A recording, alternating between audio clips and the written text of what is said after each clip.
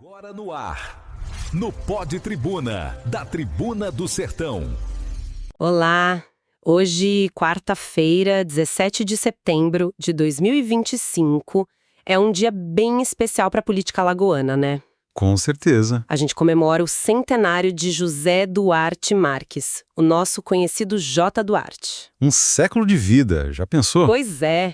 E o mais incrível, chegar a essa idade com lucidez, memória ativa sobre décadas da política aqui do estado. Isso é, olha, muito raro. De fato, uma longevidade que, nossa, impressiona em todos os sentidos. E hoje, então, a gente vai fazer o que a gente faz de melhor, mergulhar na história dessa figura tão singular. Exato. E a nossa base aqui são informações, relatos publicados lá pela Tribuna do Sertão sobre a vida e a carreira política dele. E isso, a ideia é fazer uma análise, assim, mais aprofundada mesmo da trajetória do J. Duarte. Tentar entender os momentos-chave, sabe, as estratégias que o mantiveram aí relevante por tanto tempo e, claro, o legado que ele deixa para Alagoas. É uma jornada e tanto, né? São quase 40 anos de mandatos, um atrás do outro, passando por regimes políticos diferentes, legendas partidárias diferentes. É muita coisa. Entender como ele navegou nesse cenário que era bem complexo é fundamental para entender a política alagoana desse período. E que carreira, hein? Foi vereador, depois prefeito de Palmeira dos Índios 2 vezes e ainda acumulou, é mole, 5 mandatos como deputado estadual lá na Assembleia Legislativa. 5. 5? E não podemos esquecer do ponto alto, né? Mesmo que brevemente, quando ele chegou a assumir interinamente o governo do estado. Verdade. Um percurso longo, cheio de nuances. Quase 4 décadas com mandato sem interrupção. É uma marca impressionante. Por onde a gente começa para entender essa trajetória toda? Olha, acho que um bom começo é colocar essa longevidade em contexto, né? Ele viveu períodos muito, mas muito distintos.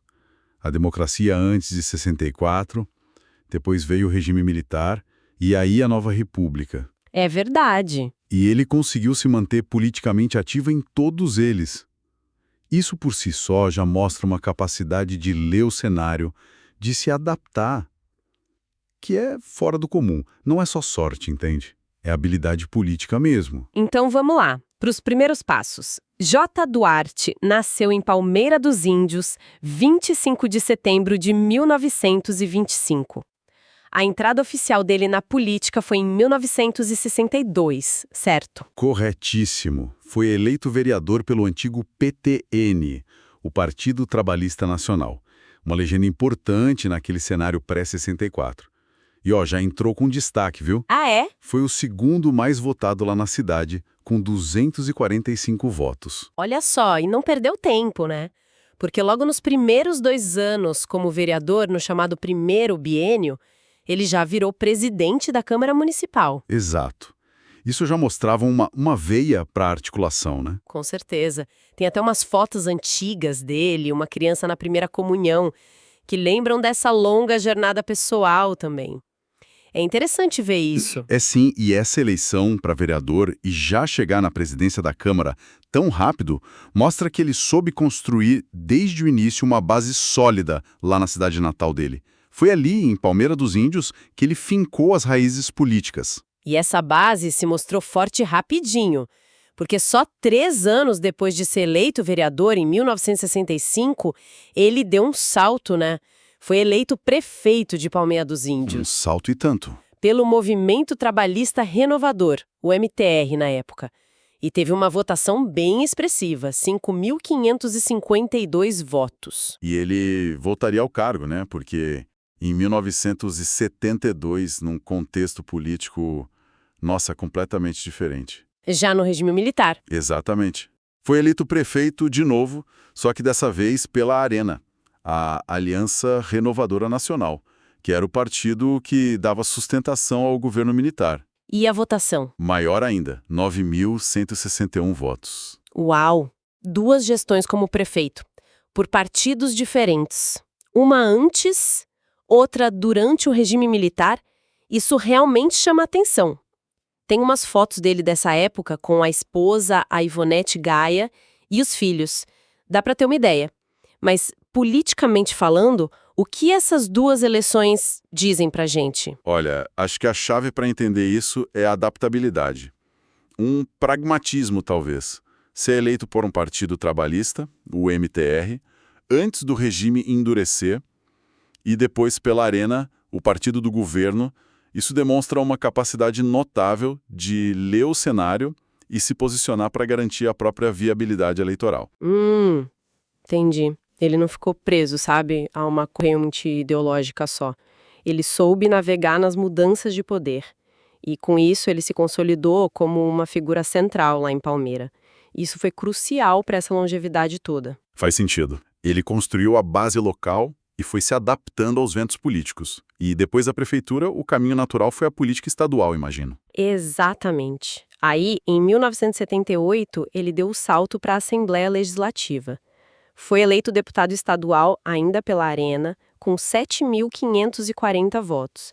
Mas esse foi só o começo da longa passagem dele pelo Legislativo alagoano. Foi mesmo, porque ele conseguiu uma coisa impressionante. 5 mandatos consecutivos como deputado estadual. 5. É um feito. E nesse tempo todo, a filiação partidária dele continuou mudando, né? Passou pelo PDS, que era o herdeiro da Arena. Depois foi para o PTB, o Partido Trabalhista Brasileiro, e também pelo PSC, o Partido Social Cristão. Uma verdadeira dança das cadeiras partidárias, né? Essa sequência de 5 mandatos na Assembleia, é notável por si só. E essa passagem por legendas diferentes reforça 2 coisas na minha visão. Primeiro, ele tinha uma base eleitoral pessoal muito forte, que acompanhava ele não importava a sigla. E segundo, a habilidade dele, contínua, de navegar pelas mudanças partidárias que marcaram o fim do regime militar e a redemocratização. Era um cenário muito complexo. Mas, sabe, olhando essa longevidade toda, essa troca de partidos que representavam coisas diferentes ao longo do tempo, será que alguns críticos não poderiam ver isso como, sei lá, mero oportunismo político em vez de habilidade estratégica? É uma questão pertinente, sem dúvida. E na análise política, essa linha pode ser bem tênue, né? Pois é. No entanto, no contexto da política brasileira, principalmente naquele período de grandes transformações, de realinhamentos, essa capacidade de se adaptar, de construir pontes entre grupos diferentes, muitas vezes era uma condição essencial para sobreviver politicamente, para continuar relevante. Entendi. Mais do que um oportunismo isolado, me parece que reflete um pragmatismo calculado, sabe? Uma leitura constante do terreno para manter a influência, o espaço de atuação. Era uma característica de muitos políticos longevos daquele tempo. Ele não foi só mais um deputado nesses 5 mandatos, né? Chegou a um posto de muito destaque lá na Assembleia. Sim, ele alcançou a presidência da Assembleia Legislativa.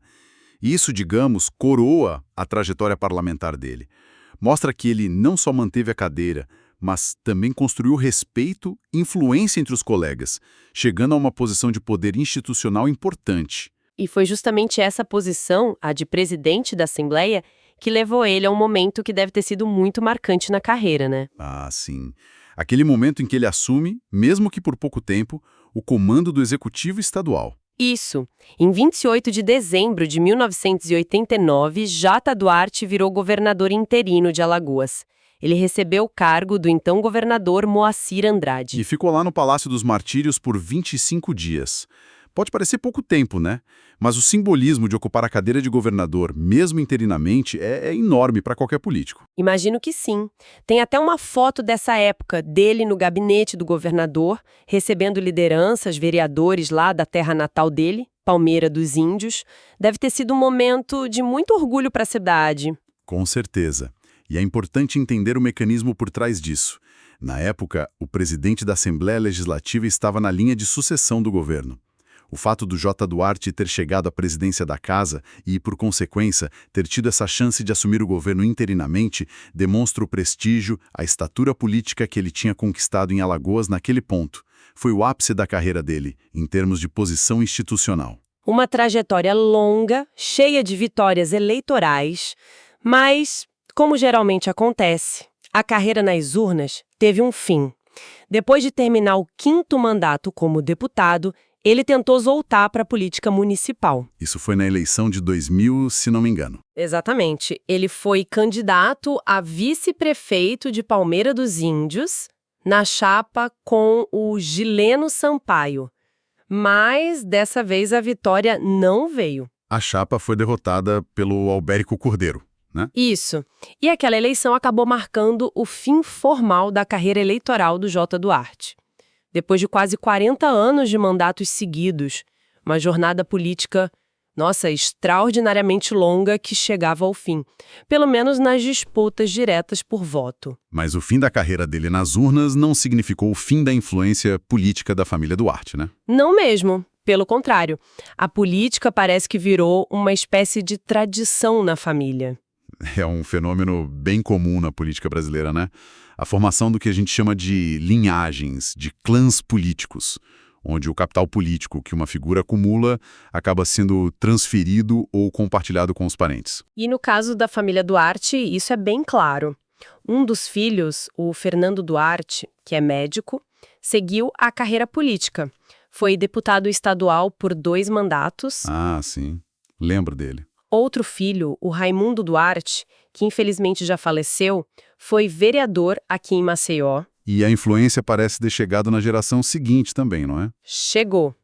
O neto do Jota Duarte, Diogo Gaia Duarte, filho do Raimundo, também foi vereador em Maceió. E voltando lá para Palmeira dos Índios, a sobrinha dele, Ana Adelaide Marques de França, foi vereadora e hoje é secretária de Meio Ambiente do município. Olha só. Aliás, um detalhe interessante.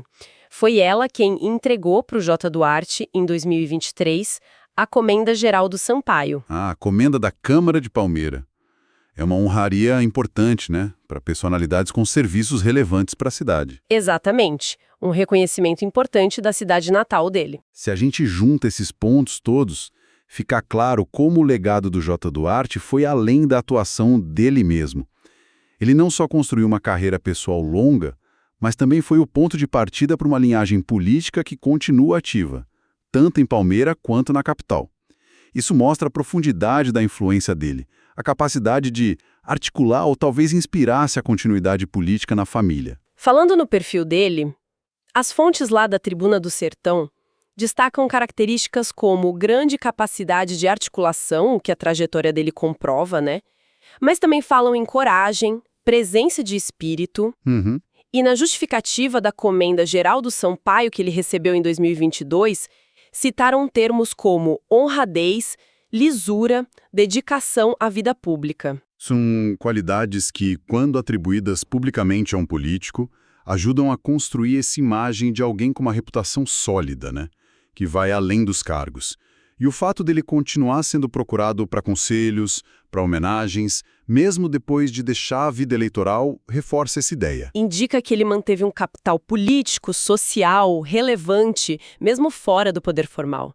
E tem uma história ótima que ilustra bem essas complexidades das relações políticas locais. A relação dele com o cunhado, o Edival Gaia. Outra figura política de peso lá em Palmeira. Ah, sim. A dinâmica família versus eleição. Clássico. Exato. Dizem que na vida privada eles eram super próximos, parceiros mesmo.